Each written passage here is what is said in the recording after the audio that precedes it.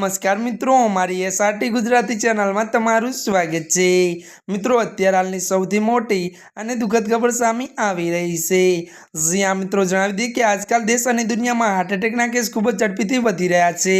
અગાઉ મોટા ભાગે આધેધડ વયના લોકોને આ રોગની પીડાતા હતા, પરંતુ હવે હાર્ટ એટેકના કિસ્સા એટલા સામાન્ય થઈ ગયા છે કે યુવાનોનો પણ શિકાર બની રહ્યા છે। ત્યારે મિત્રો ગાંધીનગર જિલ્લાના પોલીસ હેડક્વાર્ટર ખાતે વાયરલેસ ગાર્ડ તરીકે ફરજ બજાવતા હેડ કોન્સ્ટેબલ હાર્ટ એટેકથી મૃત્યુ નિપજ્યું હોવાની ઘટના સામે આવી છે। જો કે તેના લીધે પોલીસ બેડામાં શોકનું મોજું ફરી વળ્યું છે। જાણકારી મુજબ માર્ગ અકસ્માતના લીધે ઈજા પહોંચતા હેડ કોન્સ્ટેબલ રજા પર રહેલા હતા।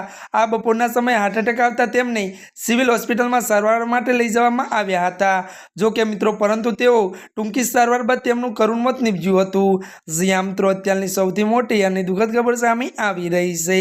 ત્યારે મિત્રો આજના માટે આટલું જ। અમારી ચેનલમાં નવા હોય તો અમારી ચેનલને મિત્રો લાઈક, શેર અને સબસ્ક્રાઇબ કરી દેજો। ધન્યવાદ।